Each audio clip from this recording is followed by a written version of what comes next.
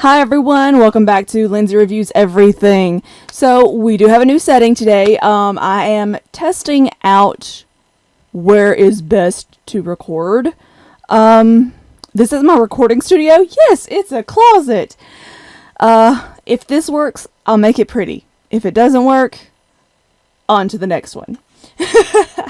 I'm really flexible like that. So today we will be reviewing a book that I read a long time ago. Why are we reviewing books and movies that you watched and read a long time ago? Well, mainly this one because it's been haunting me all day long, all week long, and it's driving me up a wall. And it is Stephen King's The Stand. Yeah, I read that one. So let me start off by saying the usual disclaimer. Read these books, watch these movies, listen to this music, do all of this on your own, and come up with your own opinion. This is just me spilling my guts to you guys about what I think it's like. And if you want to take some of my reviews to heart, fine, go for it. This is just basically me having fun doing what I do, and entertainment is just, it's who I am, it's what I am. Let's go. Hopefully this won't be like the last one where it was more of Lindsey's tragic backstory, and this will be more about the actual book and the author. So let me start by saying that Stephen King is a phenomenal author. I love his work. It's just not something that I am a constant reader of. Like, I'm not going to go back and reread The Stand, but I read it and I couldn't put it down. That's the kind of author that Stephen King is, to me. I don't want to step on anybody's toes because I know there are a lot of Stephen King stans out there and I don't want to die. Like, he is a phenomenal author. I read his books to understand how to improve my own writing. Yes, I'm a writer. Shameless plug. I only have one book out though, so don't go looking for, oh, where's she at? No, don't worry about that yet. But it's some of those books that I can't reread. It's like, oh, this is great. I wonder how this is going to end. But it's not something I'm going to go back and be like, oh, this is great. I'm going to read it again. Now then, on to the books. Now, the first Stephen King book I read was actually not The Stand. I think that was the book I read, not the last one, but the one before that. I've only read a couple, mind you. He's not an author I go out and search for. Every once in a while I'll be like, okay, yeah, let's spice it up a little. The book I first read was The Dragon's Heart, because if you know me, you know I love me a dragon. It was a little sad, it was a little disappointing because the dragon died in the first chapter. Spoiler alert, sorry. But it was still a good story. I still had to know how it ended. Now then, The Stand. Recently it has been brought up a lot because of people relating it to the coronavirus. I can see where people are relating it to COVID, but Stephen King himself said that virus was worse. He's not wrong. It was a lot worse. It was a very interesting book. I enjoyed it. I really did. I loved how it was written. I liked how he made the devil in it the way he did. Like, you can see this guy and you can look at him and you're like, that guy's evil, but you could see him on the streets. As is the Christian religion. You could see the devil on the streets. At least in my world anyway. The way he describes everything is very in-depth, and I greatly appreciate that. I do love me some imagery. I love it. The story behind it, the people who die, you're sitting there like, please don't let this one die. Please don't let this one die. But you don't know because it's Stephen King. And I try and pull from that for my own writing. I have become a little predictable. Like, I'm not even going to lie. I've had friends pick up and read some of my rough manuscripts and they're like, oh, I like that one. He's going to die, isn't he? Possibly, probably. But anyway, with Stephen King, you never know who's going to die. In The Stand, you never know who's gonna die. You have this one guy who survived the entire thing, and he could die in the fight with the devil. You don't know. You don't know. He could survive it. And that's one of the things I loved about it, is you were always on your toes. You never knew what was going to happen. And that is how great writers work. Now, would I pick up the book and read it again? Probably not. No, probably not. Once was a good go for me. Would I recommend it? Absolutely. Yes, I will absolutely recommend this book.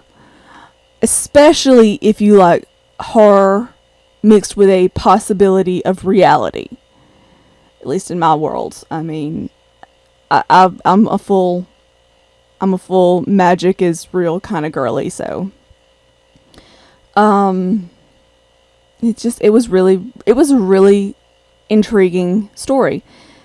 It was one of those books that when I picked it up, I was like, oh God, Stephen King, what am I thinking reading this? And I think through the first chapter, and I was like, oh dang. You want to know the worst part about it though? This is the part that killed me. I have really bad spring allergies. And when I started reading this book, it was in the spring. And if you've read this book, you know. If you haven't, I'm not spoiling it. But I was sitting there and I was just dying. And I'm sitting there and going, I have this exact virus that's killing everybody. Yeah, I knew it was allergies, but it got me. I was sitting there going, I'm scared to read this book. I'm so scared to read it. Everything was fine. I ended up okay. I didn't have the virus, whatever the virus was. I didn't have it. We're good. I'm kosher. Just really bad allergies. But do highly recommend the book. Highly recommend it. I recommend just about anything I've read of Stephen King's. Again, it was something. There are books that I can't reread by any means. Like, I read The Stand. I know how it ends. I don't have any desire to go back and read it again. I don't. But if somebody comes up to me and goes, well, what did you think of? I'd be like, yeah, go for it. Go for it. Now, if you are not into that genre, I really wouldn't pick it up. Mind you, I'm just a fan of the written word. I'll read anything once. Or at least try to. There's been a couple of them that it's like, I can't get past the first page. We're calling this. I usually force myself to the middle of the book, but whatever. Let's see, what else about The Stand? At the end of the book, and I'm not spoiling it, but you do have that ray of hope. After all of that tragedy, you have that ray of hope at the end, and that's a wonderful thing to have about that book. It really speaks to the struggle of mankind, not just with physical ailments, and how fragile we as a race, as a species are. It also speaks to our humanity, our morality, our spirituality. And go for it. Like, it is a horror book. Like, you will read it and you will be like, oh, this is creepy. It's Stephen King. What do you expect? The guy writes horror novels. But yeah, it was really good, and I highly recommend it. Go for it. Read the book. And that's, you won't always get me saying that. So I promise you will not always get me saying that. I may be doing the Red Queen series next week. I don't know. Haven't got that far. Still working on what I should and shouldn't do for next week. I've got a list.